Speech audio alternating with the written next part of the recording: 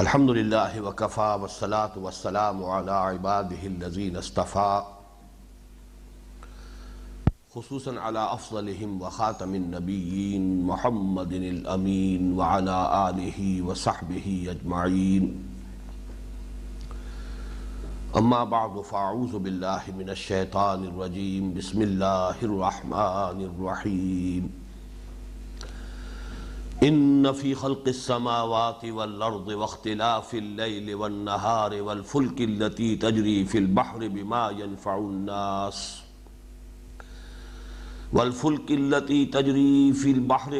ينفع الناس وما انزل اللہ من السماء من ماء فاحیا به الارض بعد موتها وبث فيها من كل دابة وتصريف الرياح والسحاب المسخر بين السماء والأرض لآيات لقوم يعقلون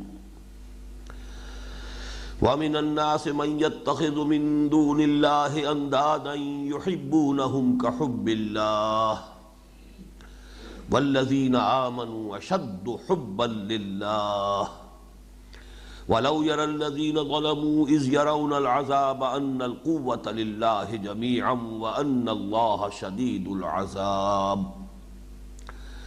إِذْ تَبَرَّأَ الَّذِينَ اتُّبِعُوا مِنَ الَّذِينَ اتَّبَعُوا وَرَأَوُا الْعَذَابَ وَتَقَطَّعَتْ بِهِمُ الْأَسْبَابُ وَقَالَ الَّذِينَ اتَّبَعُوا لَوْ أَنَّ لَنَا كَرَّةً فَنَتَبَرَّأَ مِنْهُمْ كَمَا تَبَرَّؤُوا مِنَّا كذلك يريهم الله أعمالهم حسرات عليهم وما هم بخارجين من النار صدق الله العظيم رب اشرح لي صدري ويسر لي أمري واحلل عقدة من لساني يفقهوا قولي اللهم ربنا ألهمنا رشدنا وأعذنا من شرور أنفسنا اللهم ارنا الحق حقا وارزقنا اتباعه وارنا الباطل باطلا وارزقنا اجتنابه اللهم وفقنا لما تحب وترضى آمین یا رب العالمین۔ سورہ بقرہ کا 20واں رکوع اپنی جگہ پر نہایت اہم ہے اور قرآن حکیم کے یا دوسرے الفاظ میں اسلام کے فلسفے کے ضمن میں نہایت اہم اور بنیادی بحث پر مشتمل ہے۔ اس سے پہلے کہ ہم اس رکوع کا مطالعہ شروع کریں، ایک تو یہ بات نوٹ کر لیجئے کہ پچھلے رکوع کی جو آخری آیت تھی وَإِلَٰهُكُمْ إِلَٰهٌ وَاحِدٌ لَا إِلَٰهَ إِلَّا هُوَ الرَّحْمَٰنُ الرَّحِيمُ، اس کا اس رکوع کی پہلی آیت سے کچھ معنوی ربط قائم ہوتا ہے۔ اسی حوالے سے مولانا امین احسن اصلاحی صاحب نے جب تجزیہ کیا ہے عبارت کا اور حصے کیے ہیں، جتنے حصوں کے اندر پھر انہوں نے اپنی تفسیر لکھی ہے، تو اس میں اس آیت کو اس حصے کے ساتھ شامل کیا ہے۔ ویسے جہاں تک میں نے غور کیا ہے، جیسا کہ میں نے اس سے پہلے بھی بہت مرتبہ عرض کیا ہے کہ رکوعوں کی تقسیم اگرچہ جو قرآن مجید میں ہے وہ اس اعتبار سے بائنڈنگ نہیں ہے، ہمارے لیے واجب التسلیم نہیں ہے، اس لیے کہ وہ حضور کے زمانے کی تقسیم نہیں ہے، صحابہ کے دور کی تقسیم نہیں ہے، یہ زمانہ ما بعد میں تقسیم کی گئی ہے۔ حضور کے زمانے میں قرآن حکیم کی جو تقسیم تھی وہ آیات، پھر سورتیں، اور سورتوں کی وہ ایک گروپنگ جنہیں ہم منزلوں کے نام سے جانتے ہیں۔ بس یہ 3 اصطلاحات تھیں کہ جو حضور صلی اللہ علیہ وسلم اور صحابہ کرام کے دور میں موجود تھیں۔ آیتیں ہیں اور وہ بیسک یونٹ ہے قرآن مجید کا آیت۔ آیات پھر گروپ ہیں سورتوں کی شکل میں، بہت چھوٹی صورتیں بھی ہیں 3 آیات پر مشتمل، اور سورہ بقرہ بھی ہے 286 آیات پر مشتمل، گویا کہ لگ بھگ 1 اور 100 کی نسبت موجود ہے ان صورتوں کے حجم کے اندر، بلکہ اصل میں تو اس سے بھی کہیں زیادہ یہ نسبت ہے، اس لیے کہ سورہ بقرہ کی تو بعض آیتیں ایسی ہیں کہ جو پوری سورۃ العصر جو ہے اس کے مقابلے میں 4 گنی یا 5 گنی حجم کے اندر وہ ایک آیت ہے۔ اس حوالے سے وہ ریشو پروپورشن تو بہت زیادہ بڑھ جائے گا۔ لیکن پھر یہ صورتیں جو ہے یہ صرف ان گروپس کی شکل میں کہ تقریباً 4.5 پونے 5 پارے کی ایک منزل ہو جائے، تاکہ ہر روز ایک منزل کی تلاوت کی جائے تو ہر ہفتے میں قرآن مجید کی تلاوت کا ایک دور مکمل ہو جائے۔ بس یہ 3 اصطلاحات دور صحابہ میں ہیں۔ پاروں کی تقسیم 30 پارے، یہ بہت بعد کی بات ہے۔ اسی طرح بڑی صورتوں کی جو تقسیم ہے رکوعوں کی شکل میں، وہ بھی بعد کی بات ہے۔ تو جو بعد کی چیزیں ہیں ان میں اختلاف کی گنجائش ہے، لیکن اس میں یہ کنٹراسٹ ہے کہ جہاں تک سپاروں یا پاروں کی تقسیم کا تعلق ہے وہ تو خالص آربیٹریری ہے، اس میں کوئی حکمت، کوئی مضامین کا کسی اعتبار سے کوئی لحاظ سرے سے نہیں۔ البتہ رکوعوں کی تقسیم ایسے نہیں ہے، اس میں معلوم ہوتا ہے بڑی عرق ریزی اور دیدہ ریزی کے ساتھ، بڑی محنت کے ساتھ، بڑے تدبر کے ساتھ رکوعوں کی تقسیم کی گئی ہے۔ اکثر و بیشتر جگہوں پر اس سے اتفاق ہوتا ہے۔ شاذ کہیں ایسا ہوا ہے جہاں میں نوٹ کراتا رہا ہوں کہ جہاں میرے خیال میں رکوع اس آیت پر ختم ہونے کے بجائے ایک آیت پہلے یا ایک آیت بعد اس کو ختم ہونا چاہیے تھا، لیکن یہاں جہاں تک میری ذاتی رائے ہے رکوع کی تقسیم بالکل صحیح ہے۔ انداز جو ہے آخری آیت کا وَإِلَٰهُكُمْ إِلَٰهٌ وَاحِدٌ لَا إِلَٰهَ إِلَّا هُوَ الرَّحْمَٰنُ الرَّحِيمُ، یہ انداز قرآن مجید میں اکثر و بیشتر جب کوئی بحث ختم ہوتی ہے تو اس کے اختتام پر ایک جامع کلمے کے طور پر اس قسم کی آیات آتی ہیں۔ دوسری بات نوٹ یہ کیجئے کہ یہ حسن اتفاق ہے کہ سورہ بقرہ کا جو جوڑا ہے، جو مثنیٰ ہے قرآن حکیم میں سورہ آل عمران، وہ تو چونکہ ہے ہی کل 20 رکوعوں پر مشتمل، لیکن اس کا بھی جو 20واں رکوع ہے وہ اسی آیت سے شروع ہوتا ہے۔ اس کے مقابلے میں وہ چھوٹی آیت ہے لیکن مضمون یہی ہے۔ وہ چونکہ ہمارا منتخب نصاب جو ہے مطالعہ قرآن حکیم کا، اس کا ایک اہم درس ہے کہ جو ان آیات پر مشتمل ہے، تو اکثر و بیشتر حضرات کو تو یاد ہوگی آیت ان فی خلق السماوات والارض واختلاف اللیل والنہار لآیات لأولی الالباب۔ تو یہ بھی ایک مشابہت جو ہے ان دونوں صورتوں کے مابین جو نسبت زوجیت ہے، جوڑے ہونے کی جو نسبت ہے، اس میں یہ بھی ایک اہم نقطہ ہے کہ 20واں رکوع اس سورہ مبارکہ کا جس مضمون سے شروع ہو رہا ہے، سورہ آل عمران کا بھی 20واں رکوع بالکل اسی مضمون سے شروع ہو رہا ہے۔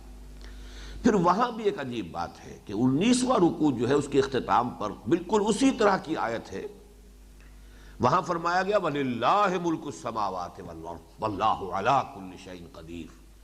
19واں رکوع کنکلوڈ ہو رہا ہے اسی طرح کی، جیسا کہ میں نے عرض کیا کہ اکثر و بیشتر جب کہیں کوئی بحث ختم ہوتی ہے تو کنکلوڈنگ ریمارکس جو اس کو یعنی یوں سمجھیے کہ اختتامی جو آیت ہوتی ہے وہ بہت جامع ہے اور بڑی پرجلال، پرہیبت اور اپنی ایک شان جو ہے وہ لیے ہوئے۔ بالکل وہی بات یہاں ہے وَإِلَٰهُكُمْ إِلَٰهٌ وَاحِدٌ لَا إِلَٰهَ إِلَّا هُوَ الرَّحْمَٰنُ الرَّحِيمُ۔ اس پر 19واں رکوع ختم ہوا تھا اور اب 20واں رکوع شروع ہو رہا اس آیت مبارکہ سے۔ اس آیت کو جیسا کہ اس سے پہلے میں نے کئی مرتبہ عرض کیا، میں نے ایک عنوان دیا۔ یہ عنوانات صرف اس لیے ہوتے ہیں تاکہ ذہن میں کوئی چیز جو ہے آسانی کے ساتھ محفوظ رہ سکے، ذہن کے میں مستحضر رہ سکے۔ تو اس کا عنوان جو میں نے قائم کیا وہ آیت الآیات، یعنی جتنی آیات اس ایک آیت میں اللہ تعالیٰ نے جمع کی ہیں اس کی کوئی دوسری نظیر پورے قرآن میں موجود نہیں۔ آیت سے مراد یہ جو فینومینا ہے، فینومینا آف دی نیچر، ان کو قرآن مجید اللہ کی نشانیاں قرار دیتا ہے۔ تو جیسا کہ میں نے ابھی آپ کو آیت سنائی جو سورہ آل عمران کے 20ویں رکوع کی پہلی آیت ہے ان فی خلق السماوات والارض واختلاف اللیل والنہار لآیات لأولی الالباب، لیکن یہ کہ جتنی آیات یہاں جمع کی گئی ہیں اس ایک آیت میں، ان فی خلق السماوات والارض واختلاف اللیل والنہار، یہاں تک تو بالکل وہی الفاظ ہیں جو سورہ آل عمران کی آیت کے۔ یقیناً آسمانوں اور زمین کی تخلیق میں اور رات اور دن کے الٹ پھیر میں اختلاف کے دو معنی ہے۔ ایک اختلاف کا وہ لفظ مفہوم ہے کہ جو اردو میں بھی ہم جانتے ہیں، فرق، اختلاف کے معنی فرق۔ رات کی کیفیت اور ہے، دن کی کیفیت اور ہے۔ رات تاریک ہے، دن جو ہے روشن ہے۔ رات جو ہے وہ آرام کے لیے ہے، دن بنیادی طور پر کام کے لیے ہے، معاشی دوڑ بھاگ کے لیے ہے۔ لیکن یہ کہ اختلاف کے دوسرے معنی بھی ہیں۔ خلف کہتے ہیں پیچھ کو، تو اختلاف ایک دوسرے کا پیچھا کرنا، کہ جیسے یہ دن اور رات ایک دوسرے کے پیچھے لگے ہوئے ہیں، ایک دوسرے کے تعاقب میں۔ ان فی خلق السماوات والارض واختلاف اللیل والنہار، رات اور دن کے فرق و امتیاز میں بھی، اور رات اور دن کا ایک دوسرے کا جو تعاقب یہ کر رہے ہیں ان میں بھی والفلک التی تجری فی البحر بما ينفع الناس، اور اس کشتی میں یا ان کشتیوں میں کہ جو چلتی ہیں باہر، سمندر کو بھی کہیں گے اور عام طور پہ لفظ جو عام طور پر جو عربی زبان میں دریا کو باہر کہا جاتا ہے، جو دریاؤں میں چلتی ہیں کشتیاں، والفلک التی تجری فی البحر بما ينفع الناس، وہ سامان لے کر کے جو لوگوں کو نفع پہنچاتا ہے۔ آپ کو معلوم ہے کہ دریائی جو ایک ذریعہ مواصلات ہے، یہ دنیا میں بہت قدیم چلا آ رہا ہے۔ دریاؤں کے ذریعے سے، کشتیوں کے ذریعے سے ضرورت کی چیزیں ایک سے دوسرے مقام تک منتقل ہوتی رہی ہیں، یہ بہت پرانا فینومینن ہے۔ والفلک التی تجری فی البحر بما ينفع الناس وما انزل اللہ من السماء من ماء، اور جو اتارا اللہ نے بلندی سے، آسمان سے، سما کے لفظی معنی بلندی کے ہیں۔ صاحب السمو آج کل کہا جاتا ہے، عالی مرتبت، کوئی بہت بڑا شخص ہے، اس کا القاب جو ہے آپ نے اس کا نام لینا ہے پہلے کسی القاب کے ساتھ، تو صاحب السمو، تو سین میم اور واو اصل میں ہے بلندی کے لیے، اور اسی سے سما بلندی۔ وما انزل اللہ من السماء من ماء، اور اللہ نے بلندی سے، یا ہم اس کا ترجمہ آسمان بھی کریں گے جو عرف عام میں ترجمہ ہے، من ماء، از قسم ماء، پانی کی قسم سے جو شے اللہ نے نازل کی۔ آسمان سے اور بھی کچھ نازل ہوتا ہے، فرشتے بھی نازل ہوتے ہیں اللہ تعالیٰ کے احکام کی تنفیذ کے لیے، لیکن یہاں پر در حقیقت پانی کے نزول کی طرف یعنی بارش کی طرف اشارہ ہو رہا ہے۔ فَأَحْيَا بِهِ الْأَرْضَ بَعْدَ مَوْتِهَا، پھر زندہ کر دیا اس کے ذریعے سے، بہی احیا بہی، اس کے ذریعے سے زندہ کیا زمین کو اس کے مرنے کے بعد، یعنی زمین بے آب و گیاہ تھی، اگر اس میں کوئی روئیدگی نہیں ہے، سبزہ نہیں ہے، تو وہ ننگی زمین تو معلوم ہوتا ہے جیسے مردہ زمین ہے، اور ظاہر بات ہے جہاں سبزہ نہیں ہے وہاں زندگی کے دوسرے آثار بھی نہیں ہوں گے، کیڑے مکوڑے بھی وہی نظر آتے ہیں جہاں کچھ نہ کچھ ہریاول ہو۔ اسی طریقے سے پرندوں کی بھی آپ کو چہچہاٹ وہی سننے میں آئے گی کہ جہاں ہریاول ہے، کوئی پھول ہے، کوئی پھل ہے، کوئی اور چیزیں ہیں۔ تو جہاں زمین جو ہے بے آب و گیا ہے وہاں زندگی کے کوئی آثار سرے سے موجود نہیں ہوتے۔ جیسے کہ وہ جگر کا شعر مجھے یاد آیا کہ رگوں میں بھی کبھی صہبا ہی صہبا رقص کرتی تھی، مگر اب زندگی ہی زندگی ہے موجزن ساقی۔ تو ظاہر بات ہے کہ جب بارش برستی ہے تو پھر ہر طرف زندگی کے آثار ہویدا ہو جاتے ہیں، حرکت نظر آتی ہے۔ بلکہ قرآن مجید نے تو پھر جو سبزہ اپجتا ہے اس کے لیے جو تعبیر کے لیے الفاظ استعمال کیے ہیں، اہتزت و ربت، جب ہم زمین پر بارش نازل فرماتے تو زمین گویا کہ خود جنبش کرتی ہے، اس میں حرکت، سرسراہٹ پیدا ہو جاتی ہے، اہتزت و ربت، اور وہ ابھرتی ہے، اوپر کو اٹھتی ہے۔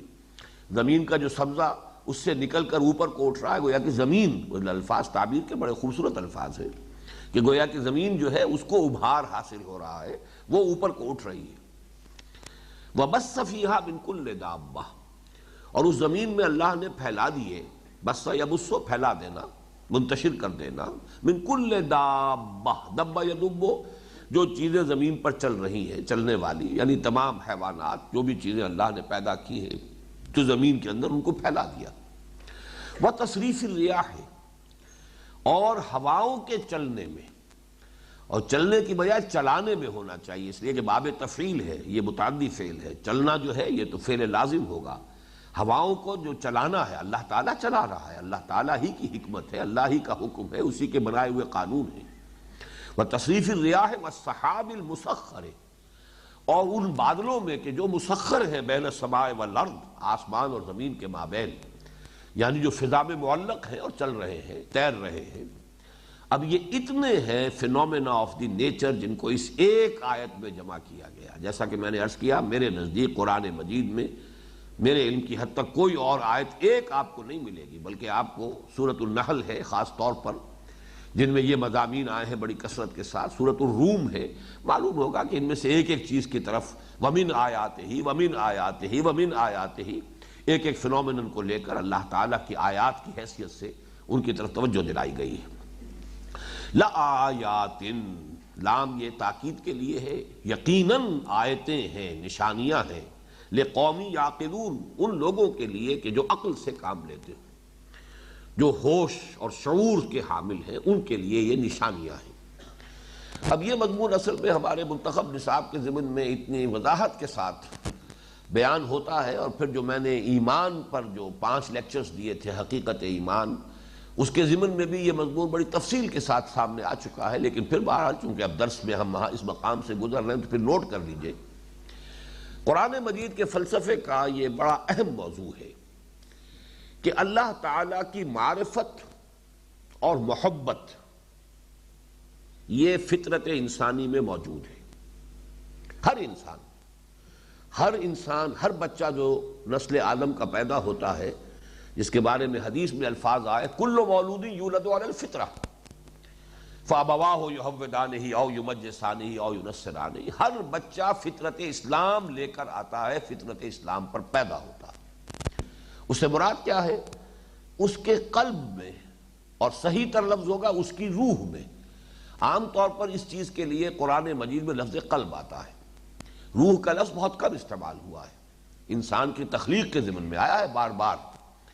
وَنَفَخْتُ فِيهِ مِن رُوحِي وَنَفَخَ فِيهِ مِن رُوحِهِ سورہ سجدہ میں آیا ہے۔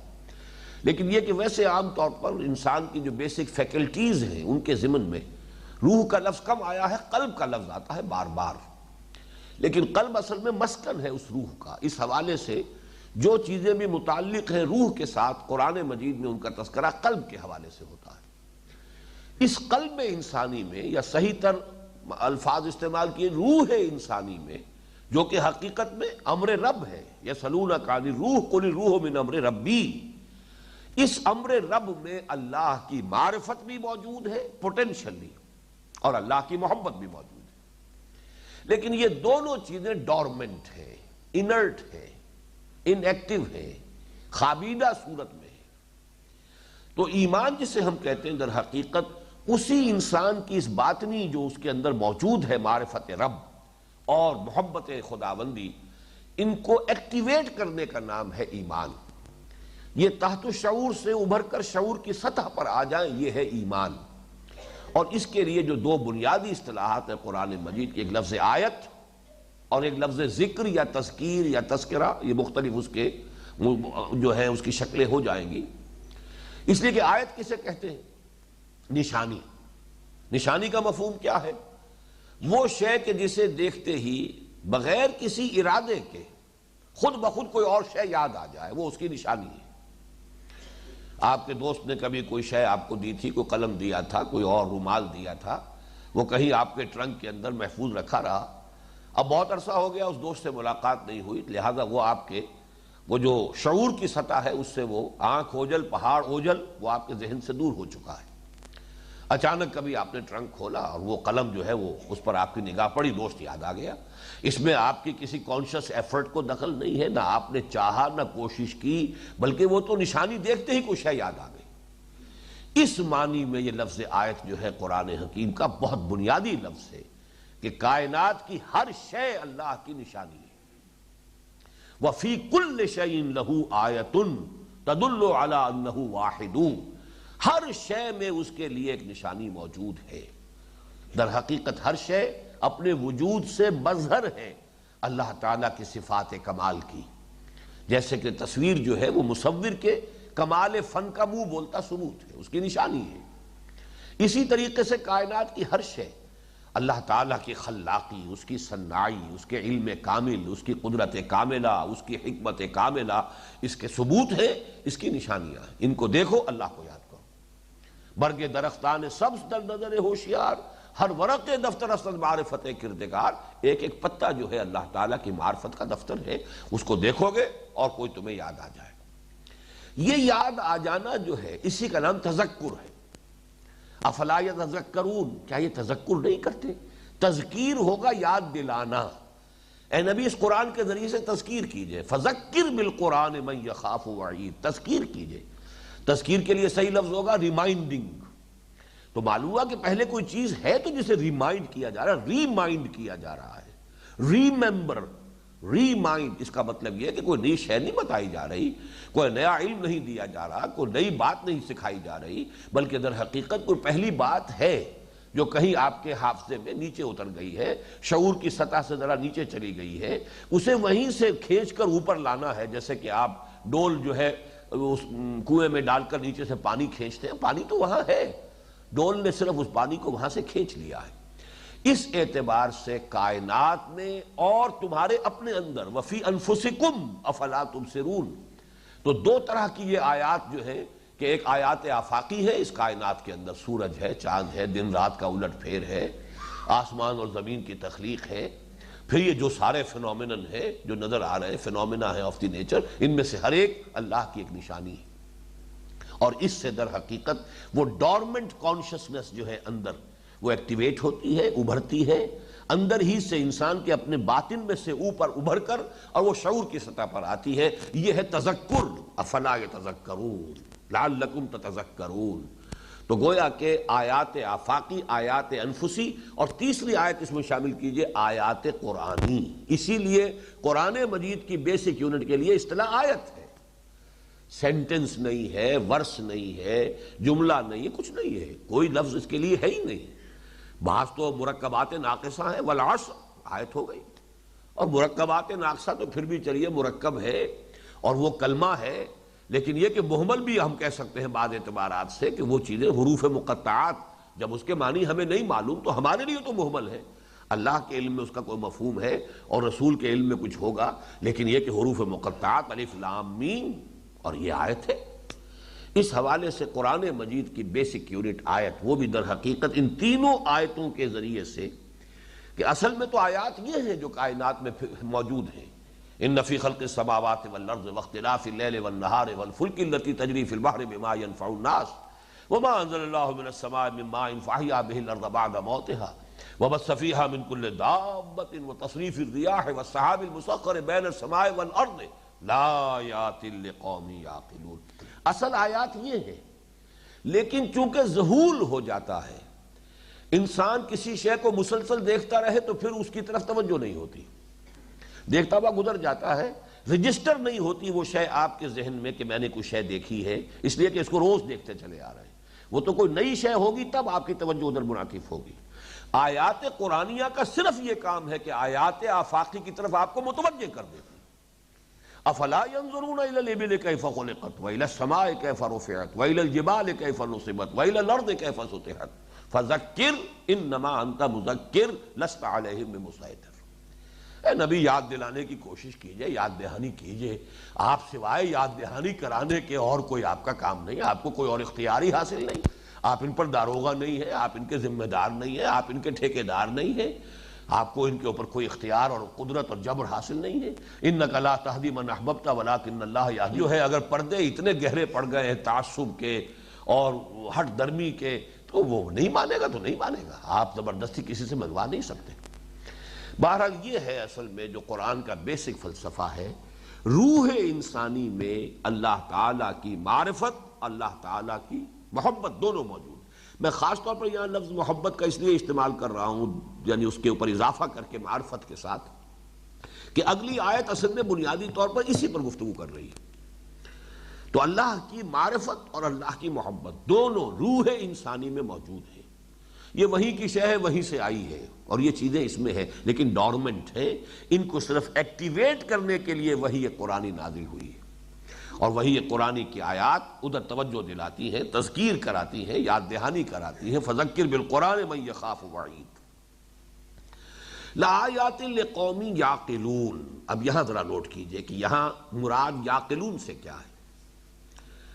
اول تو ہم اس کا تقابل کرتے ہیں، وہ جو آیت ہے القرآن یفسر بعضہ بعضا کے اصول کے تحت سورہ آل عمران کی آیت جو ہے وہ ختم ہوتی ہے لآیات لأولی الالباب۔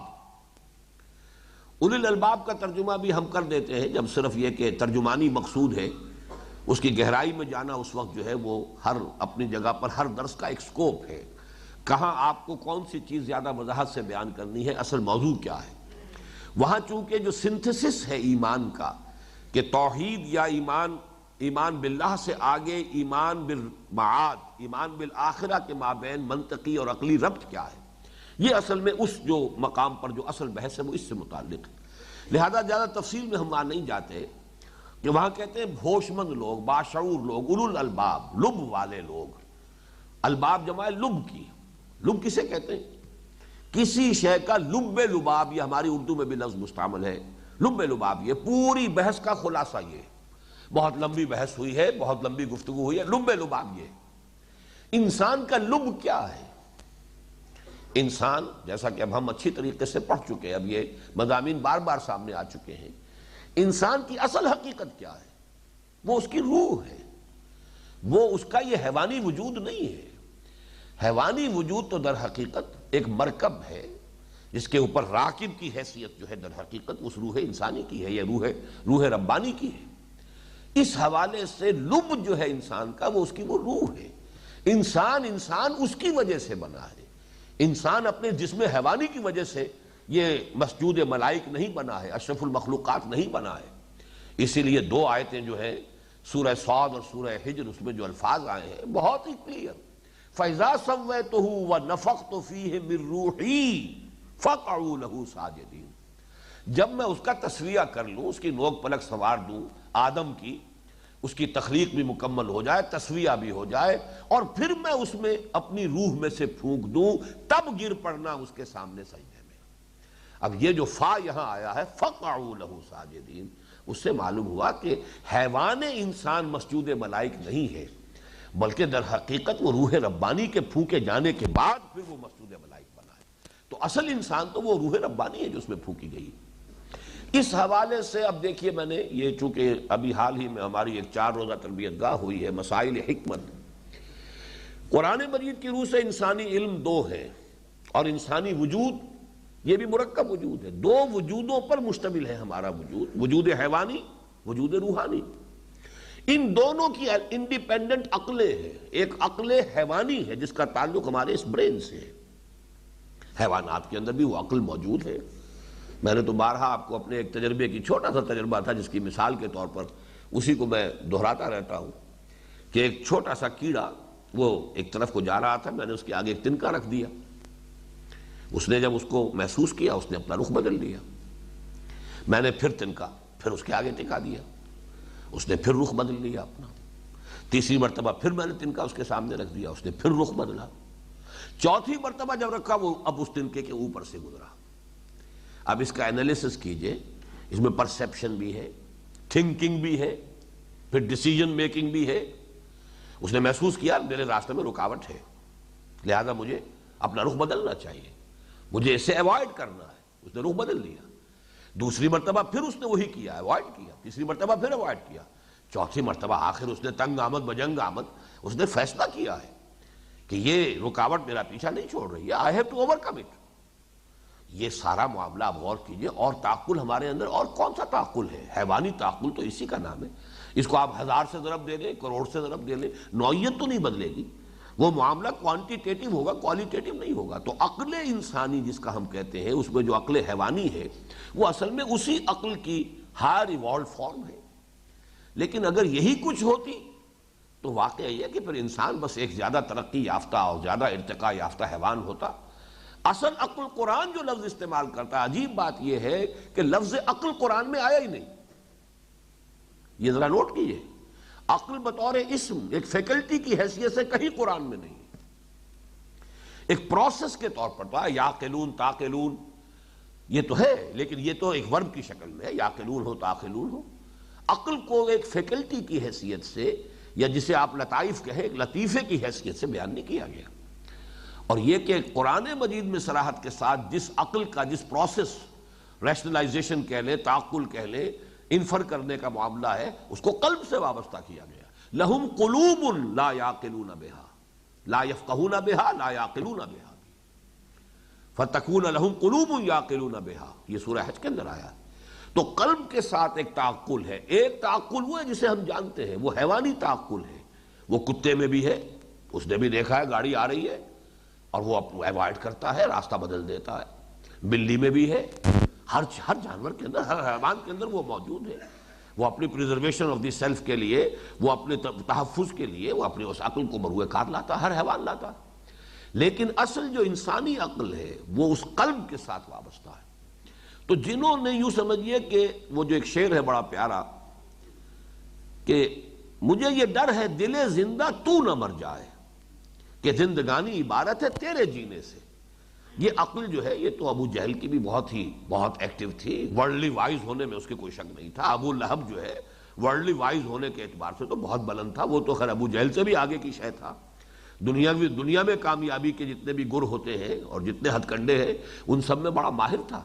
ابو جہل تو پھر اس سے کمتر تھا، اس کے اندر تو پھر بھی کسی شے کے ساتھ ایک وابستگی وفاداری والی تھی کہ وفاداری بشرط استواری عین ایمان ہے، اس کے اندر وہ موجود تھی، اس نے اپنے باطل نظریات کے لیے اپنی جان قربان کی ہے۔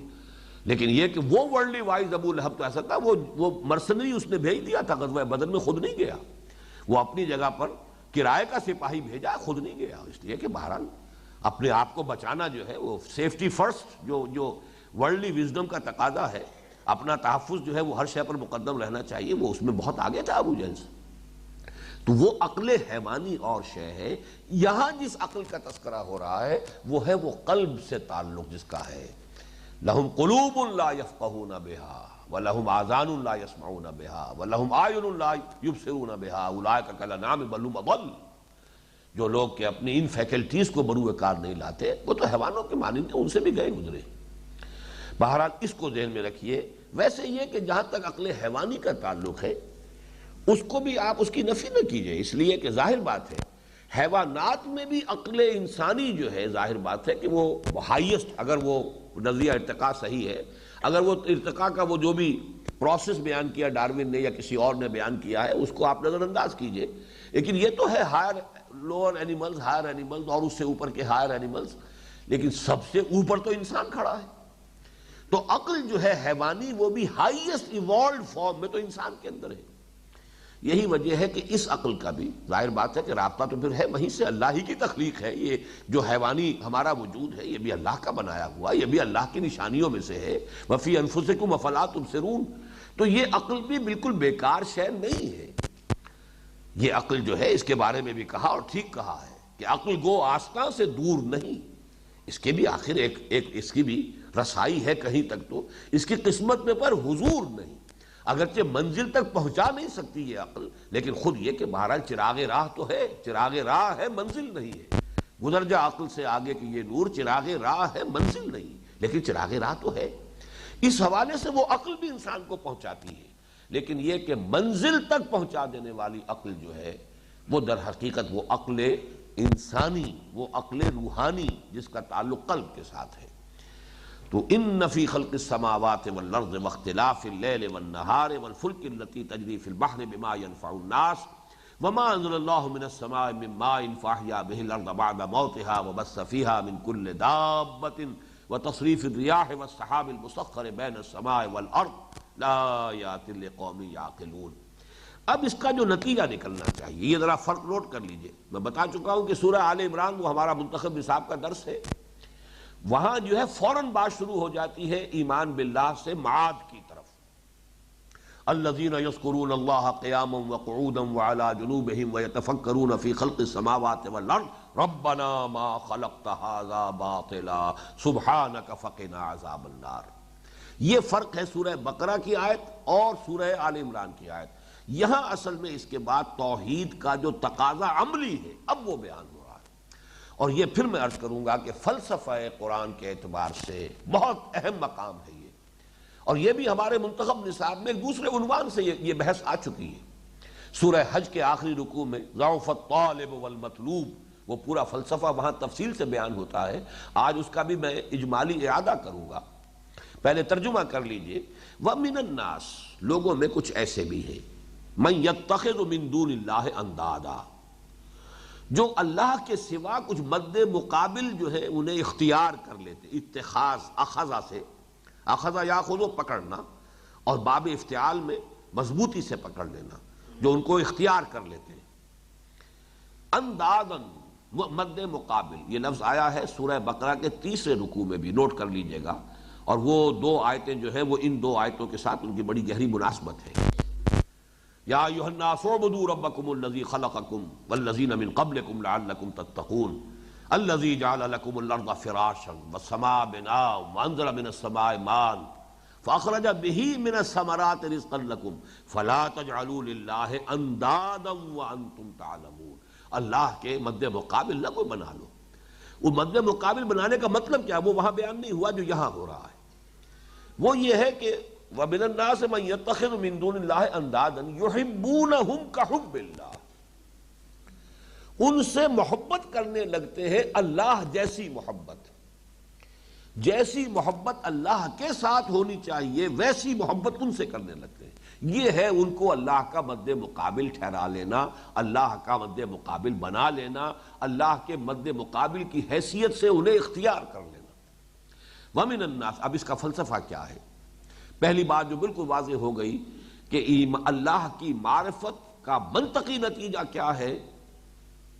وَالَّذِينَ آمَنُوا أَشَدُّ حُبًّا لِلَّهِ، شدید ترین محبت اللہ سے ہو، باقی ساری محبتیں اس کے تابع ہو جائیں۔ اشد افعال التفضیل کا صیغہ ہے، سب سے شدید ترین اللہ سے، باقی ساری محبتیں اس کے تابع ہیں۔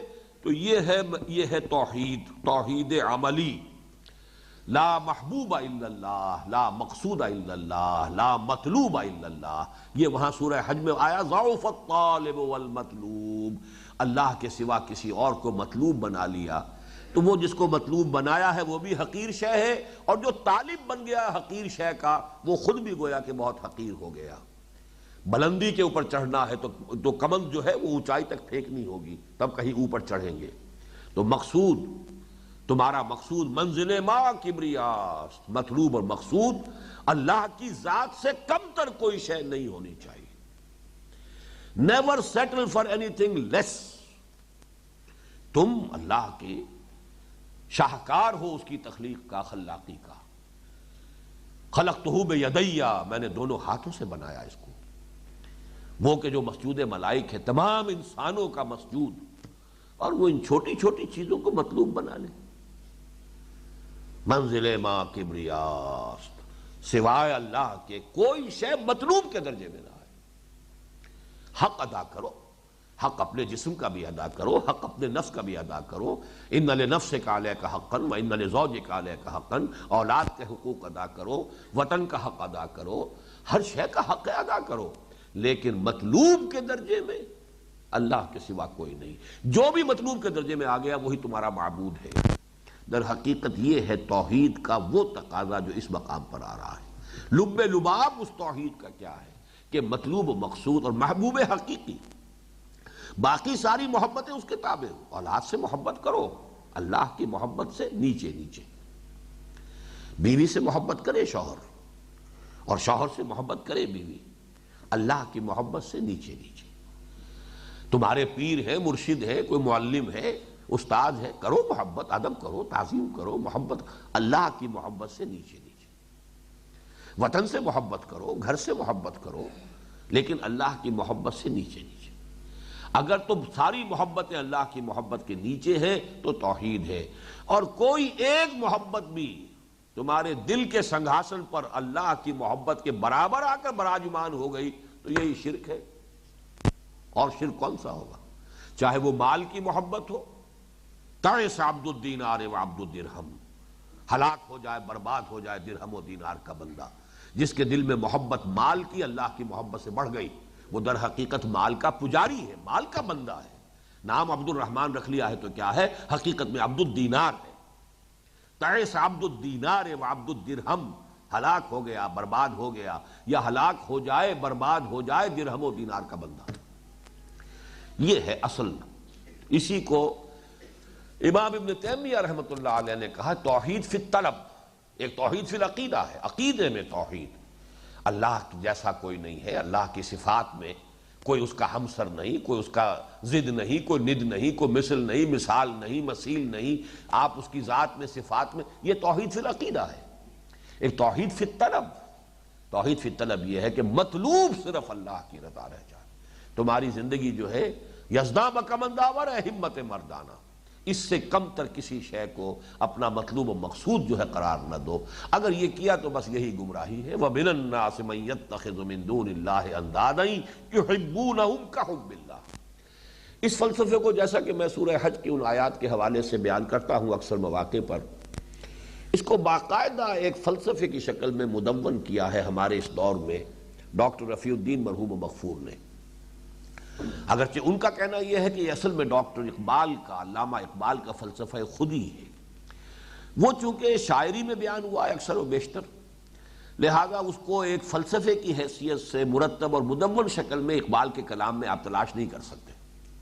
اسی لیے بہت سے لوگ جو ہیں اس کے لیے کھوج لگاتے لگاتے کوئی کہیں پہنچ جاتا ہے، کوئی نیٹشے کے ہاں پہنچ جاتا ہے، کوئی برکشا کے ہاں پہنچ جاتا ہے، کوئی کہیں اور پہنچ جاتا ہے، یہاں سے لیا ہے وہاں سے لیا ہے، جس پر کہ پھر انہوں نے خود ڈکٹیٹ کرایا سید نذیر نیازی کو کہ میرے فلسفہ خودی کا جو منبع ہے، سرچشمہ ہے، سورس ہے، وہ سورہ حشر کی وہ آیت ہے وَلَا تَكُونُوا كَالَّذِينَ نَسُوا اللَّهَ فَأَنسَاهُمْ أَنفُسَهُمْ۔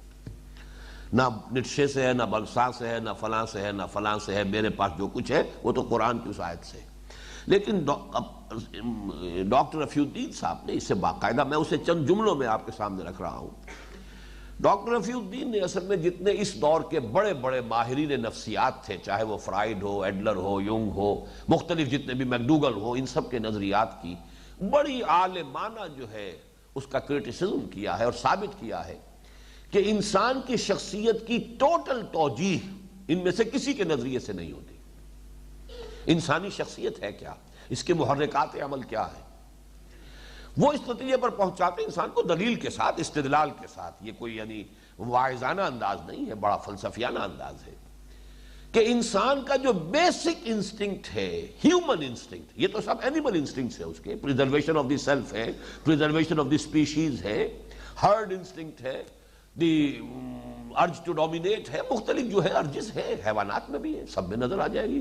ہاتھیوں کو آپ دیکھیں گے وہ گلوں کی شکل میں ہوتے ہیں، غول کے غول، ہرڈ انسٹنکٹ ان میں بھی ہے۔ آپ چیونٹیوں کو دیکھیے، آپ شہد کی مکھیوں کو دیکھیے، کتنی متمدن، کتنی کلچرڈ، ان کا پورا نظام ہے، ڈسپلن ہے، وہ سارا نظام وہاں موجود ہے۔ تو یہ انسٹنکٹس ہیں، لیکن یہ اینیمل وجود جو ہے انسان کا، حیوانی وجود، اس کے انسٹنکٹس ہیں۔ اصل میں انسانی جو ہے انسٹنکٹ وہ صرف ایک ہے، اور وہ یہ ہے کہ انسان کسی شے سے محبت کرنا چاہتا ہے، اس کو اپنا مطلوب و مقصود بنانا چاہتا ہے۔ کوئی آئیڈیل، کوئی تصور، کوئی نصب العین، کوئی آدرش، یہ ہندی کا لفظ آدرش بالکل اسی مفہوم میں ہے جس معنی میں نصب العین ہے عربی زبان کا۔ کوئی آئیڈیل، وہ آئیڈیل جو ہے کوئی شخص بھی ہو سکتا ہے، کوئی انسان ہو سکتا ہے، وہ کوئی نظریہ ہو سکتا ہے، وہ وطن ہو سکتا ہے، وہ قوم ہو سکتی ہے، قوم پرستی، وطن پرستی۔ اسی طریقے سے آپ اور ساری پرستشیں، دولت بھی ایک طرح کی پرستش جس کی ہوتی ہے، وہ بھی آئیڈیل بن جاتا ہے۔ اقتدار کی طلب، اس میں انسان اپنے آپ کو لگا دیتا ہے۔ ایک تصور کے حسن مبہم پر ساری ہستی لٹائی جاتی ہے۔ زندگی ترک آرزو کے بعد کیسے سانسوں میں ڈھالی جاتی ہے۔ اگر انسانی زندگی میں کوئی آرزو نہیں، امنگ نہیں، مقصد نہیں، نصب العین نہیں، تو یہ تو جیسے سانس کی آمد و شد ہے، بس آیا جا رہا ہے۔ ہیومن ویجیٹیبل ہے انسان جو ہے، در حقیقت حیوان انسان ہے، جیسے آج کل ہیومن ویجیٹیبل کا کانسیپٹ ہے کہ بعض مریض ایسے ہوتے ہیں کہ جیسے ویسے تقریباً موت ان کی واقع ہو چکی ہے، لیکن مشینوں کے اوپر آپ نے زندہ رکھا ہوا ہے، اس کو غذا بھی دے رہے ہیں، اس کا دل بھی چلا رکھا ہے، اس کا ہر شے جو ہے وہ اس کے ذریعے سے چل رہی ہے، وہ بڑھ بھی رہا ہے۔ جیسے کہ کوئی بڑی سی ککڑی ہو، اگر آپ اس کو یہ تمام چیزیں وہ ککڑی پھیلتی چلی جائے گی، وہ نہ معلوم گزوں کی لمبی ہو جائے گی۔ تو اسی طریقے سے وہ انسان جو ہے ہیومن ویجیٹیبل کی شکل میں پڑا رہے گا۔ تو یہ ہیومن ویجیٹیبلز ہے۔ انسان کا ایک ہی انسٹنکٹ ہے، اور وہ یہ ہے کہ کوئی نصب العین، کوئی مقصود، کوئی مطلوب، کوئی آدرش جس کے لیے جیے، جس کے لیے بھوک برداشت کرے، جس کے لیے مشقتیں جھیلے، جس کے لیے جان اور مال کے خطرات اور نقصانات برداشت کرے، جس کے لیے جان کی بازی کھیل جائے۔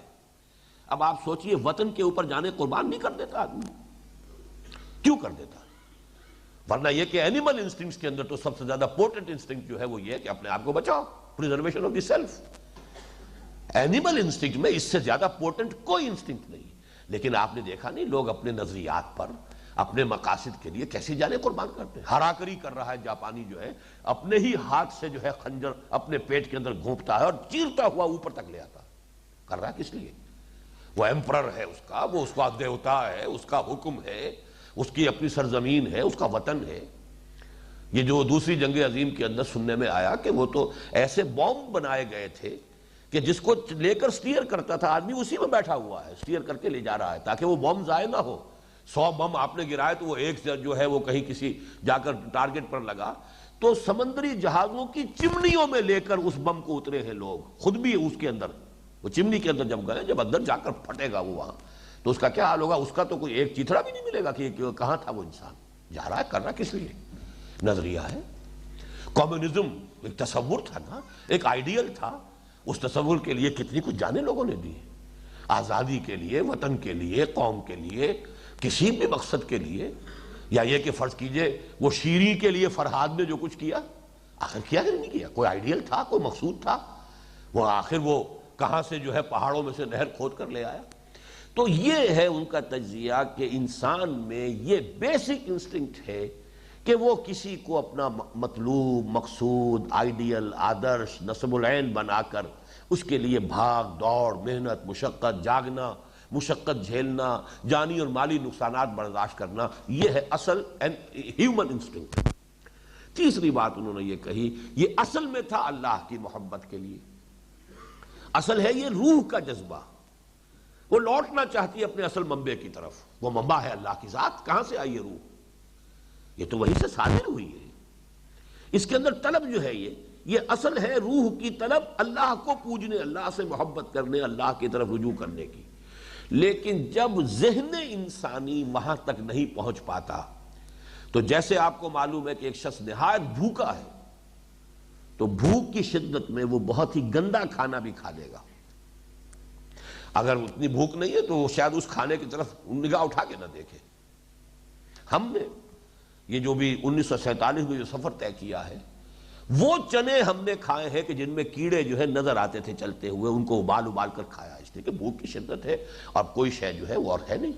وہی چنے جو ہے وہ کیمپوں میں تقسیم ہوئے، وہ اس وقت نعمت غیر مترقبہ نظر آتی تھی۔ جوہڑوں میں سے جا کر پانی لیا جس کا تصور نہیں کر سکتے کہ یہ پانی پیا جا سکتا ہے، کہ ساتھ ہی وہ حیوانات کھڑے ہوئے، ہمارے ہی بیل وہ گڈوں کے، اور وہ آپ پیشاب کر رہے ہیں، اور بالکل جسے چھپڑ کہتے ہیں آپ، چھپڑ اس کا پانی ہے وہ پی رہے ہیں۔ کیا کریں؟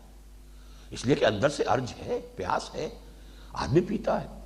بلکہ مجھے تو واقعہ سنایا تھا، یہ جو لکھوی برادران ہیں، اہل حدیث علماء ہیں بہت معروف، معین الدین لکھوی، محی الدین لکھوی، ان کے والد مولانا محمد علی لکھوی، انہوں نے مجھے بتایا کہ جب یہ سعودیوں نے جب فتح کیا تھا حجاز کو، تو جو ملک عبدالعزیز ابن سعود تھے، ان کے ہاں ایک وفد گیا تھا ہندوستانی علماء کا، جدے میں ان کی وہ ملاقات ہوئی، باریابی حاصل ہوئی، تو انہوں نے جا کر پہلے تو مبارکباد پیش کی کہ آپ کو اللہ تعالیٰ نے یہ مقام عطا فرمایا، تو وہ ہی واز آل ہیوملٹی کہ جی ہم تو کچھ بھی نہیں، ہماری کوئی حقیقت ہی نہیں، ہم تو اونٹوں کا پیشاب پینے والی قوم ہیں۔ اور بعد میں مجھے معلوم ہوا کہ یہ بالفعل ہوتا ہے۔ بدو جب اکیلا رہ جائے اور اس کے پاس پانی ختم ہو جائے صحرا میں، اور اس کے لیے جان پر بن رہی ہو، تو پہلا کام وہ یہ کرتا ہے کہ اپنے اونٹ کے حلق کے اندر لکڑی مارتا ہے، تو اس کا جو ریزروائر اندر ہے وہ جب الٹی کرتا ہے تو پہلا تو سورس اس کا وہ ہے، اس کو پی کر وہ اپنی جان بچاتا ہے۔ جب وہ بھی ختم ہو گیا اونٹ کا وہ ریزروائر، تو اب اونٹ کا پیشاب پیتا ہے۔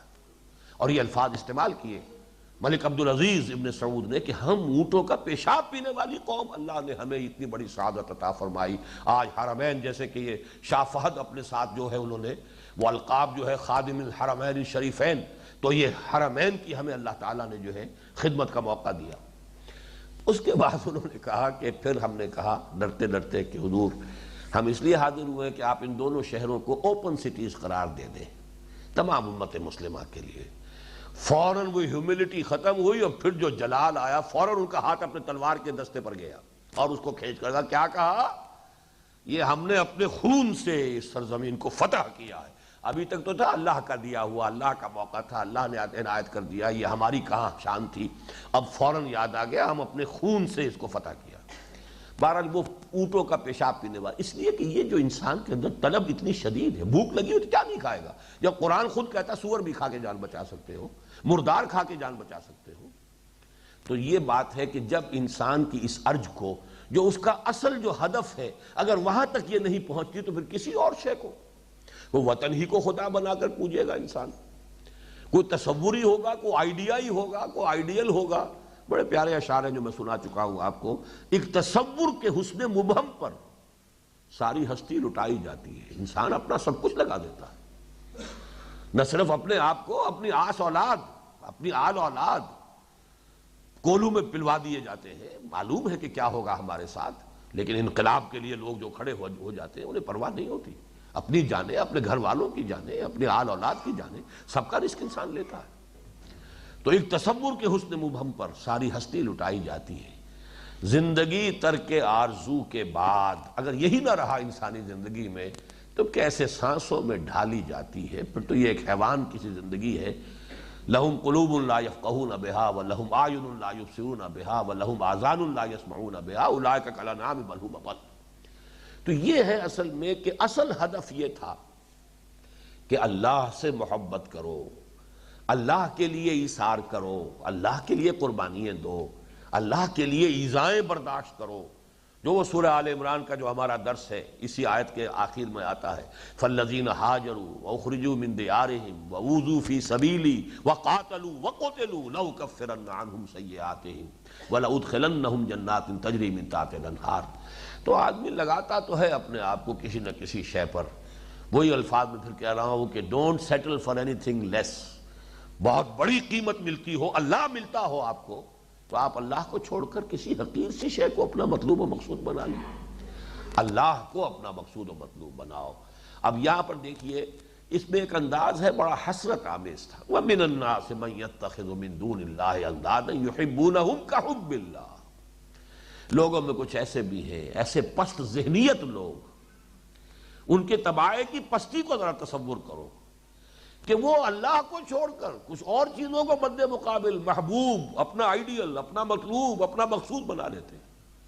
یحبونہم کحب اللہ، اور ان کو چاہنے لگتے ہیں، ان سے محبت کرنے لگتے ہیں جیسی کہ اللہ سے محبت کرنی چاہیے. والذین آمنوا اشد حبا للہ. اب یہ ایمان کا وہ تقاضا ہے کہ جو یہ سمجھیے کہ لب لباب ایمان حقیقی کون سا ہے اس آیت کی روح سے کہ جس میں محبوب ترین ہستی اللہ ہو گئی. اگر تو یہ ہے تب تو ایمان ہے حقیقتاً. ہر شخص جو ہے وہ اپنے آپ کو اس پر تول لے. اسی کی ایک شرح سمجھ لیجئے. وہ شرح جو ہے وہ سورہ توبہ کی آیت نمبر 24 ہے. وہاں یہ کہ جو علامہ اقبال نے 2 مصروں میں بات کہی، یہ مال و دولت دنیا، یہ رشتہ و پیوند، بتان وہم و گما لا الہ الا اللہ. قل ان کان آباؤکم وابناؤکم واخوانکم وازواجکم وعشیرتکم واموال اقترفتموها وتجارۃ تخشون کسادها ومساکن ترضونها احب الیکم من اللہ ورسولہ وجہاد فی سبیلہ فتربصوا حتی یاتی اللہ بامرہ واللہ لا یہدی القوم الفاسقین. یہ گویا کہ اسی کا منفی پہلو ہوا، اسی کا کانورس ہے. جیسے تھیورمز ہوتی ہیں، وہ تھیورم جو ہے اس کا کانورس یہ ہے والذین آمنوا اشد حبا للہ. اے نبی ان سے کہہ دیجئے اگر تمہیں اپنے باپ اور اپنے بیٹے اور اپنے بھائی اور اپنی بیویاں اور اپنے رشتہ دار اور اپنے وہ مال جو بڑی محنت سے کمائے ہیں، کھتے بھرے ہیں، جمع کیے ہیں، اور اپنے وہ کاروبار جو بڑی محنت سے جمائے ہیں ان کی کساد کا خوف رہتا ہے تمہیں، اور اپنے وہ محل جو بڑے چاؤ سے اور بڑے ارمانوں سے تعمیر کیے ہیں، جو بڑے محبوب ہیں، جہاں نہ معلوم کہاں کہاں سے ڈیکوریشن پیسز لا کر انہیں سجایا ہے، کہاں کہاں کا فرنیچر وہاں جو ہے رکھا ہے. اگر یہ چیزیں محبوب تر ہیں اللہ سے اور اس کے رسول سے اور اللہ کی راہ میں جہاد سے، فتربصوا تو جاؤ، دفع ہو جاؤ، بیٹھو وہاں، بیٹھو انتظار کرو. واللہ لا یہدی القوم الفاسقین. اللہ ایسے فاسقوں کو ہدایت نہیں دیتا. اس کا طریقہ یہ نہیں ہے کہ زبردستی ہدایت ٹھوس دے. اگر تمہارا چوائس یہ ہے، یہ چیزیں محبوب تر ہیں، 5 چیزیں یہاں پر وہ رشتہ و پیوند ہے، اور 3 چیزوں میں وہ مال و اسباب دنیاوی کو جمع کر لیا گیا. یہ مال و دولت دنیا یعنی وہ مال جو تم نے جمع کیے، وہ تمہارے محل یا تمہاری حویلیاں جو تمہیں بڑی محبوب ہیں، اور تمہارے وہ کاروبار جو تم نے محنت سے جمائے ہیں، اور رشتہ و پیوند باپ اور بیٹے اور بھائی اور بیوی اور رشتہ دار. وَمِنَ النَّاسِ مَن يَتَّخِذُ مِن دُونِ اللَّهِ أَندَادًا يُحِبُّونَهُمْ كَحُبِّ اللَّهِ وَالَّذِينَ آمَنُوا أَشَدُّ حُبًّا لِلَّهِ. اسی محبت کے ساتھ ظاہر بات ہے جب شدید ترین محبت اللہ کی ہوگی تو اللہ کی اطاعت ہوگی، اور جب شدید ترین محبت سے سرشار ہو کر اللہ کی اطاعت کی جائے گی ہمہ وقت ہمہ تن، اس کا نام عبادت ہے. ان 2 آیتوں کو اب آپ جوڑیے ان 2 آیتوں کے ساتھ جو سورہ بقرہ ہی کے تیسرے رکوع کی پہلی دو آیتیں جن کا میں نے حوالہ دیا، یا ایھا الناس اعبدوا ربکم الذی خلقکم والذین من قبلکم لعلکم تتقون، یہاں جو نتیجہ نکل رہا ہے دوسری آیت کے آخر میں، وہاں سے بات شروع کی گئی ہے۔ آرڈر جو ہے اس کا ترتیب جو ہے الٹی ہے، برعکس ہے۔ یا ایھا الناس اعبدوا ربکم الذی خلقکم والذین من قبلکم لعلکم تتقون الذی جعل لکم الارض فراشا والسماء بناء وانزل من السماء ماء فاخرج به من الثمرات رزقا لکم فاخرج به من الثمرات رزقا لکم فلا تجعلوا للہ اندادا وانتم تعلمون، جانتے بوجھتے اللہ کا مد مقابل کسی کو نہ ٹھہراؤ۔ وَمِنَ النَّاسِ مَن يَتَّخِذُ مِن دُونِ اللَّهِ أَندَادًا يُحِبُّونَهُمْ كَحُبِّ اللَّهِ وَالَّذِينَ آمَنُوا أَشَدُّ حُبًّا لِلَّهِ۔ اب جو دو آیتیں آ رہی ہیں، بلکہ ابھی یہ آیت بھی چل رہی ہے، اب جو لوگ اس کے برعکس زندگی گزار رہے ہیں ان کے اس طرز عمل کے کچھ اسباب ہیں۔ ایک سبب جو بہت نمایاں ہے وہ یہ ہے کہ ہر قوم میں، ہر قبیلے میں، ہر معاشرے میں کچھ لوگ ہوتے ہیں جنہیں قرآن الملأ کہتا ہے، سردار، اور وہ ان کی مت مارتے ہیں، اس لیے کہ یہ لفظ قرآن نے استعمال کیا فرعون کے لیے، استخف قومہ، فرعون نے اپنی قوم کی مت مار دی، یعنی جس کی وجہ سے ان کے پروپیگنڈے کے انداز ہوتے ہیں، ان کے اپنے ذرائع ابلاغ ہیں، ان کے اپنے طریقے ہیں کہ قوم ادھر نہ جانے پائے۔ تو وہ ملأ جو ہے، جن لوگوں نے کہ لوگوں کو اپنا غلام بنایا ہوتا ہے، جن کے سروں کے اوپر اپنے اقتدار کی جو ہے انہوں نے مسند بچھائی ہوتی ہے، وہ لوگ اس راستے کی طرف جانے نہیں دیتے۔ طرح طرح کا مخالفانہ پروپیگنڈا، طرح طرح سے ان کے راستے کو جو ہے وہ ادھر سے کسی نہ کسی طریقے سے ان کی توجہ کو وہاں سے ہٹائے رکھنے کی کوشش۔ لیکن اب جو ہوگا وہاں جا کر کیا ہوگا، یہ جو متبعین تھے، جو ان کی پیروی کرتے رہے، اپنے ان بڑوں اور لیڈروں اور اپنے رہنماؤں کا کہنا مان کر، اور ان کی عقیدت اور ان کی محبت اور ان کی تعظیم اور ان کی اطاعت اور ان کے نام کے نعرے لگا کر اور زندہ باد کے جلوس نکال کر جب وہاں پہنچیں گے، وَلَوْ يَرَى الَّذِينَ ظَلَمُوا إِذْ يَرَوْنَ الْعَذَابَ أَنَّ الْقُوَّةَ لِلَّهِ جَمِيعًا، کاش کہ دیکھ سکتے یہ ظالم لوگ۔ ظلموں کے لفظ کو یہاں ذرا اچھی طرح پہچانیے، ظلموں کس کو کہا جا رہا ہے، یہ آپ کے علم میں ہوگا، اور ہمارے منتخب نصاب کے درس نمبر 3 میں جو سورہ لقمان کا دوسرا رکوع ہے وہاں بات واضح طور پر آ جاتی ہے، ظلم کے معنی شرک، اور یہاں صحیح ترین اس کا مفہوم ہے۔ ظلم کا اصل لغوی مفہوم کیا ہے؟ وضع الشیء فی غیر محلہ، کسی شے کو اس کے اصل مقام سے ہٹا کر کہیں اور رکھ دینا، یہ ظلم ہے۔ یہ اصل ڈیفینیشن ہے، لغوی ڈیفینیشن، وضع الشیء فی غیر محلہ، اس شے کی یہ جگہ تھی یہاں سے ہٹا کے یہاں رکھ دیا، یہ ظلم ہے۔ آپ کے اندر جو ارج فار آئیڈیل تھا، جو محبت کا جذبہ تھا، وہ اللہ کے لیے تھا، آپ نے وہاں سے ہٹا کر کہیں اور وابستہ کر دیا، یہ سب سے بڑا ظلم ہے۔ جن لوگوں نے اللہ کے سوا اپنی محبت اور اپنا جو طلب کا مرکز اور مرجع بنایا ہے کسی اور شے کو، کسی نظریے کو، کسی شے کو، کسی انسان کو، کسی شے کو، وہ در حقیقت وہ ظالم ہے۔ وَلَوْ يَرَى الَّذِينَ ظَلَمُوا إِذْ يَرَوْنَ الْعَذَابَ أَنَّ الْقُوَّةَ لِلَّهِ جَمِيعًا، کاش کہ دیکھ سکتے یہ لوگ جنہوں نے یہ ظلم کیا ہے، اپنی محبت کا مرکز کوئی اور بنا دیا، وہ محبت جو اللہ کے لیے تھی، جس کا رخ ہونا چاہیے تھا اللہ کی طرف، اس کی بجائے محبوبیت و مطلوبیت کی جگہ کسی اور کو لا بٹھایا۔ کاش کہ وہ دیکھ سکتے اس دن کی کیفیت کو، جبکہ وہ عذاب کو اپنی نگاہوں کے سامنے دیکھیں گے، اور یہ بات ان پر منکشف ہو جائے گی کہ قوت، اختیار، طاقت کل کا کل اللہ کے پاس ہے۔ یعنی دنیا میں تم نے کسی اور کو صاحب اختیار سمجھا تھا۔ فرعون نے کہا تھا الیس لی ملک مصر وہذہ الانہار تجری من تحتی، کیا مصر کی حکومت اور بادشاہت میرے لیے نہیں ہے؟ کیا یہ تمام جو آپ پاشی کا نظام ہے میرے کنٹرول میں نہیں ہے؟ یہ نہریں میرے اختیار کے تحت چل رہی ہیں، جس کا چاہوں موگا بند کر دوں، پانی نہ دوں، جس کو چاہوں پانی دوں، میرا اختیار۔ دنیا میں اختیار ان کے پاس نظر آیا تھا، اس وقت جب آنکھ کھلے گی حقیقت منکشف ہو جائے گی، قوت تو کل کی کل اللہ کے ہاتھ میں تھی، ہم نے کن کو سمجھا؟ حسن تو کل کا کل اللہ کی ذات میں تھا، ہم نے کہا اور سمجھا کہ حسن ہے۔ کمال تو کل کا کل ذات باری میں تھا، ہم کس دھوکے میں پڑ گئے، کسی شے کو ہم نے صاحب کمال یا ذات کمال والا، کمال کا حامل سمجھ لیا۔ جلال ہو، کمال ہو، وہ تو سب کا سب اللہ کے لیے تھا۔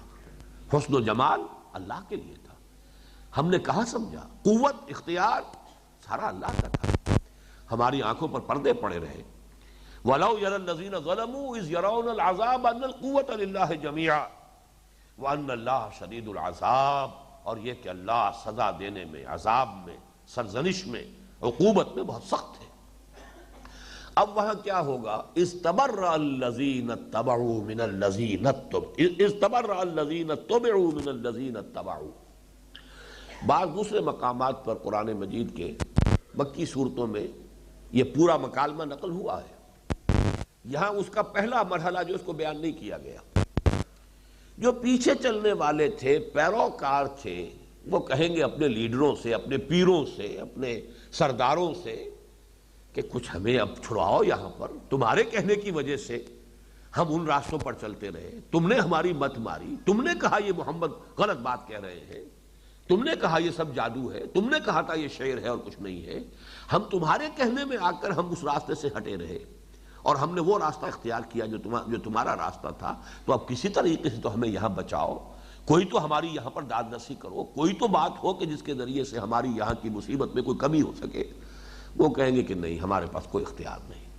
استبرأ الذین اتبعوا، جن کی پیروی کی گئی تھی وہ برات کریں گے، ہمارا تم پر کوئی زور نہیں تھا، ہم خود بھی تھے، ہم خود بھی گمراہی میں تھے، اسی طریقے سے ہم نے تمہیں بھی گمراہ کیا، لیکن زور ہمارا نہیں تھا۔ وہ تو ابلیس بھی یہ کہے گا، سورہ ابراہیم کے اندر صاف اس کے الفاظ آئے کہ میں نے تمہیں صرف دعوت دی، دعوتکم فاستجبتم لی، میں نے میرا کوئی اختیار نہیں تھا، کوئی جبر نہیں تھا، میں نے تمہیں ایک دعوت دی، ایک راستے کی طرف بلایا، تم نے قبول کیا۔ فلا تلومونی ولوموا انفسکم، اب مجھے ملامت مت کرو، اپنے آپ کو ملامت کرو۔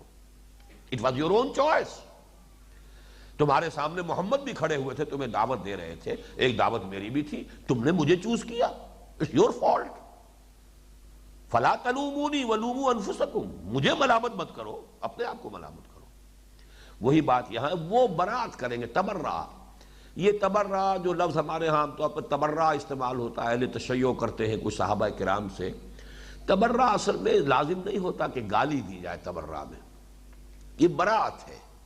برات سے تبرع باب تفاعل ہے، اپنے آپ کو بری کہنا، میرے اوپر کوئی ذمہ داری نہیں ہے، میں فلاں سے بری ہوں، یعنی میرا ان کے ساتھ کوئی رشتہ نہیں، کوئی تعلق نہیں، یا فلاں الزام سے بری ہوں۔ یہ بری در حقیقت اسی سے فعیل کے وزن پر بری ان، کسی شے سے بری ہونا، اس سے بالکل لا تعلق ہونا، اس سے پاک ہونا، تو یہ تبرع جو ہے باب تفاعل، اعلان برات کرنا۔ وہ اعلان برات کریں گے، ہم نہیں جانتے تم ہمارے پیچھے چلتے تھے، ہمارا تم سے کوئی تعلق نہیں۔ استبرأ الذین اتبعوا من الذین اتبعوا، وہ جو پیروکار تھے، پیچھے چلنے والے تھے، ان سے وہ تبرع کریں گے، اعلان لا تعلقی کریں گے، اپنے آپ کو بری قرار دیں گے، ان کی ذمہ داری قبول کرنے سے انکاری ہوں گے۔ وَرَأَوُا الْعَذَابَ وَتَقَطَّعَتْ بِهِمُ الْأَسْبَابُ، اور پھر وہ دیکھیں گے عذاب کو، نگاہوں کے سامنے ہے، اور ان کے مابین سارے تعلقات ٹوٹ جائیں گے۔ اسباب، سبب، ذرائع کو بھی کہتے ہیں، اسباب و ذرائع، ہمارے ہاں یہ لفظ مستعمل ہے، دونوں کو ساتھ لے کر آتے ہیں۔ ان کے مابین سارے رشتے ختم ہو جائیں گے۔ دنیا میں بڑی محبتیں تھیں، دنیا میں بڑے ایک دوسرے کے لاڈ تھے، چونچلے تھے، قرآن مجید نے تو آخری بات کر دی ہے دو جگہ پر کہ ہر انسان اس روز چاہے گا کہ میرے ماں باپ کو جہنم میں جھونک دو، میری اولاد کو جھونک دو، شوہر بیوی کے لیے کہے گا، بیوی شوہر کے لیے جھونکو اسے، وَمَنْ فِي الْأَرْضِ جَمِيعًا، سب کو جھونک دو، مجھے کسی طریقے سے بچا لیا جائے، جس کو آپ عرف عام میں نفسی کہتے ہیں۔ یوم یفر المرء من اخیہ وامہ وابیہ وصاحبتہ وبنیہ لکل امرئ منہم یومئذ شأن یغنیہ، ہر ایک کو اپنی پڑی ہوگی، کوئی باپ اور ماں اور بیٹا اور بیٹی اور بیوی یا شوہر، کوئی کسی کا خیال نہیں ہوگا۔ ومن فی الارض جمیعا ثم ینجیہ، تمام زمین والوں کو جھونک دیا جائے، مجھے بچا لیا جائے۔ یہ نفسی نفسی جو اس وقت ہونی ہے، کاش کہ یہاں انسان سوچے کہ علیکم انفسکم، اپنی فکر کرو. کوئی لیڈر تمہیں نہیں بچا سکے گا، کوئی جسے آج رہنما سمجھے ہوئے ہو، کوئی وہ رہنما تمہاری طرف سے وہاں ذمہ دار نہیں ہوگا، جواب دہی کرنے والا نہیں ہوگا. Everyone has to face his own accountability himself. کلہم آتی ہے یوم القیامت فردا، ایک فرد کی حیثیت سے کھڑے ہو. تقطعت بہم الاسباب، سارے رشتے منقطع ہو جائیں. ایک جگہ پر تو آیا الاخلاء بعضهم یومئذ لبعض عدو الا المتقین یا متقون. یہ تمام جو دوستیاں ہیں دنیا میں بڑی گہری دوستیاں ہیں اور بڑے محبتیں ہیں، سب ایک دوسرے کے دشمن ہوں گے وہاں. یہ دشمنیوں میں تبدیل ہو جائیں گی، ہاں سوائے متقیوں کے. ان کے درمیان اگر دنیا میں رشتہ محبت ہے وہاں بھی برقرار رہے گا. وقال الذین اتبعوا، اب وہ کہیں گے اس حسرت کے ساتھ وہ لوگ کہ جنہوں نے پیروی کی تھی، جو پیچھے چلے تھے، جو ان کے کہنے میں آ گئے تھے. فاستخف قومہ، اس نے اپنی قوم کی مت مار دی، قوم کو ایسا ورغلایا، ایسا بہکایا، ایسے سلباغ دکھائے، موسیٰ کے بارے میں ایسا مخالفانہ پروپیگنڈا کیا کہ قوم کی مت ماری گئی. سب کچھ دیکھا، اور سب کچھ دیکھنے کے باوجود 9 معجزے حضرت موسیٰ علیہ السلام کے آل فرعون کو دکھائے گئے. 9 آیات بینات، 9 معجزے. لیکن جب مت ماری جاتی کچھ نظر نہیں آتا. لہذا اب وہاں وہ کہیں گے وقال الذین اتبعوا لو ان لنا کرۃ فنتبرأ منهم كما تبرؤوا منا، اگر کسی طرح لوٹنا نصیب ہو جائے. لو ان لنا کرۃ، کرہ یہ وہی لفظ ہے جس سے اردو کا تکرار بنا ہے. تکرار میں بھی بات آپ نے کی، دوسرے نے لوٹائی، پھر آپ نے، جیسے ٹینس میں گیند جو ہے اس کورٹ میں پھر اس کورٹ میں، تو یہ تکرار ہے. لو ان لنا کرۃ، اگر ہمارا لوٹنا ہو جائے، کاش کہ کسی طرح دنیا میں ایک دفعہ دوبارہ جانا نصیب ہو جائے، دوبارہ لوٹ کر دنیا میں جانے کی کوئی صورت پیدا ہو جائے. فَنَتَبَرَّأَ مِنْهُمْ كَمَا تَبَرَّؤُوا مِنَّا، تو پھر ہم اپنے لیڈروں سے، پیشواؤں سے اسی طریقے سے برات کریں گے جیسے یہ آج ہم سے برات کر رہے ہیں. جس طرح دور ہو کر کھڑے ہو گئے کہ ہمارے اوپر کوئی ذمہ داری نہیں، وہ سارے ہمارے جو بھی جس طرح سے ورغلا کر اور جس طریقے سے دھوکے دے کر ہمیں اپنے پیچھے چلاتے رہے، آج ایسے ہو کر کھڑے ہو گئے جیسے کوئی تعلق نہیں. تو ہم بھی پھر ان کا وہ ساتھ چھوڑ کر پھر ان کے جھنڈے ہم نہیں اٹھائیں گے، پھر ان کے پیچھے ہم جو ہے وہ نہیں لگیں گے، ان کی پیروی نہیں کریں گے. لو ان لنا کرۃ فنتبرأ منہم کما تبرؤوا منا. یہاں پہ ایک بات اور نوٹ کر لیجئے، قرآن مجید میں سورہ عنکبوت چونکہ ہمارے اس منتخب نصاب میں شامل ہے، اس میں ایک مضمون اور آتا ہے. چونکہ یہ مناسبت ہے لہذا یہاں پر میں چاہتا ہوں کہ اسے بھی آپ ذہن میں تازہ کر لیں. ایک تو وہ لوگ ہیں کہ جو وہ متبع اور متبع، ایک وہ لوگ ہیں جن کی پیروی کی جاتی ہے، ایک وہ کہ جو پیروی کرتے ہیں. ان کا تو سارے درمیان تعلق جو ہے وہ یہاں پر آ گیا. دنیا میں ان کی پیروی کی، ان کا کہنا مانا، ان کے پیچھے چلے، ان کے ورغلانے میں آئے، اور آخرت میں پھر جو ہے وہ اس حسرت کے ساتھ دوچار ہوں گے.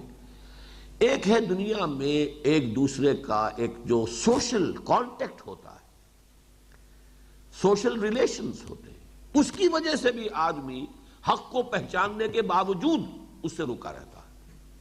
یہ سورہ عنکبوت میں بات آئی ہے مودۃ بینکم فی الحیات الدنیا. یہ در حقیقت دنیا کی زندگی میں تمہاری آپس کی مودت اور محبت اور رشتہ داریاں اور تعلقات، کہیں کوئی بزنس ریلیشنز ہے، کہیں کوئی اور اس طرح کے تعلقات ہو گئے، کہیں رشتہ داریاں ہو گئی ہیں، حقیقت منکشف ہو گئی کہ یہ راستہ غلط ہے، ہم غلط راستے پر جا رہے ہیں. لیکن چھوڑے تو کیسے چھوڑیں؟ دوستیاں اسی حلقے میں ہیں، رشتہ داریاں اسی حلقے میں ہیں، کاروباری معاملات اب اسی حلقے میں ہیں، اسی کے ساتھ وابستہ ہے ہماری یہ دلچسپیاں. مودۃ بینکم فی الحیات الدنیا، اس کے باوجود کہ حقیقت واضح ہو چکی کہ راستہ غلط ہے، جدھر ہم جا رہے ہیں یہ صحیح سمت نہیں ہے. لیکن یہ کہ محض یہ شے مودۃ بینکم فی الحیات الدنیا، اس کی وجہ سے اس بالکل غلط بات پر انسان کھڑا رہتا ہے، اڑا رہتا ہے، اس سے چمٹا رہتا ہے. تو اس کو بھی یہاں شامل کر لیجیے. اس کی بھی حسرت ہوگی آخرت میں، جیسے کہ یہاں تذکرہ ہو رہا ہے کذالک یریہم اللہ اعمالہم حسرات علیہم. اسی طرح اللہ تعالیٰ انہیں دکھا دے گا قیامت کے دن ان کے اعمال کو حسرت کی شکل دے گا۔ کاش کہ میں نے اس کا کہنا نہ مانا ہوتا، کاش کہ میں اس کی پیروی نہ کرتا، کاش کہ میں اس کے دھوکے میں نہ آتا، کاش کہ میں نے اپنی منزل اپنی آنکھوں سے دیکھی ہوتی۔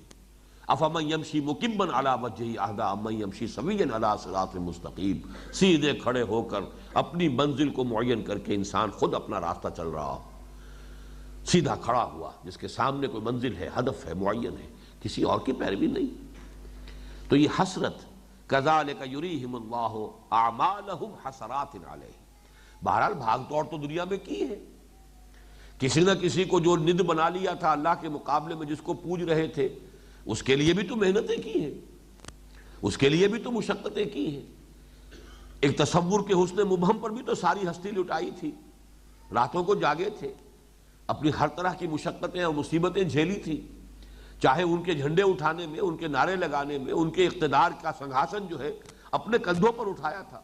یہ ساری پھر انسان کو قیامت کے دن یہ تمام چیزیں ایک انتہائی حسرت کی صورت میں سامنے آئیں گی۔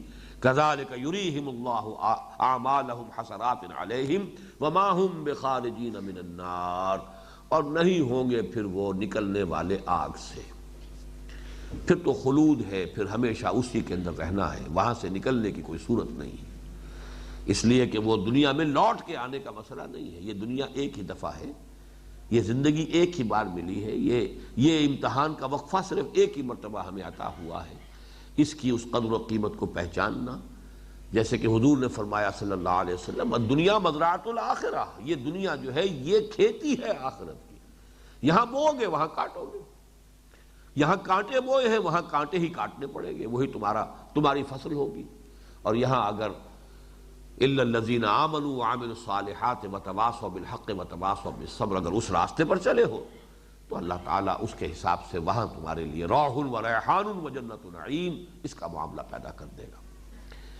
یہ رکوع جیسا کہ میں نے عرض کیا اس سورہ مبارکہ کے بڑے اہم مقامات میں سے ہے، اور آپ دیکھیں گے عجیب بات یہ ہے کہ اس سورہ مبارکہ کا آخری رکوع کل 3 آیات، اس میں بھی طویل ترین دعا آئی ہے، لا یکلف اللہ نفسا الا وسعها لها ما کسبت وعلیہا ما اکتسبت ربنا لا تؤاخذنا ان نسینا واخطانا الی آخر الآیہ۔ اسی طرح ایک اور رکوع وہ بھی 4 آیتوں پر مشتمل ہے، جس میں آیت الکرسی آئی ہے، بہت عظیم آیت، جس کے بارے میں فرمایا گیا کہ وہ تمام آیات قرآنیہ کی سردار ہے۔ اور یہ میں عرض کر چکا ہوں آپ سے کہ اصل میں 4 مضامین کی لڑیوں کے تانے بانے کے اندر وقفے سے علم و حکمت کے یہ بہت بڑے بڑے جو موتی ہیں یا ہیرے ہیں وہ اس کے تانے بانے میں بنے ہوئے ہیں، جن میں سے پہلا ہے آج جو ہم نے پڑھا آیت الآیات، اگلا آئے گا آیت البر، پھر وہ آیت الکرسی، آخری آیت وہ دعا والی آیت، ایک آیت الدین، معاملات انسانی کے اعتبار سے نہایت اہم۔ تو یہ اس سورہ مبارکہ کی جو عظمت ہے، جس کو کہ حضور نے فرمایا کہ لِكُلِّ شَيْءٍ ذَرْوَةٌ وَذَرْوَةُ الْقُرْآنِ سورۃ البقرہ، ہر شے کی ایک چوٹی ہوتی ہے، کلائمیکس ہوتا ہے، قرآن مجید کا کلائمیکس سورہ بقرہ ہے، اس اعتبار سے بھی کہ طویل ترین عظیم ترین سورت ہے، اور اسی میں یہ عظیم ترین موتی کوہ نور ہیرے جو ہیں حکمت کے، حکمت دین کے، وہ اسی کے اندر موجود ہیں۔ بارک اللہ لی ولکم فی القرآن العظیم ونفعنی وإیاکم بالآیات وذکر الحکیم۔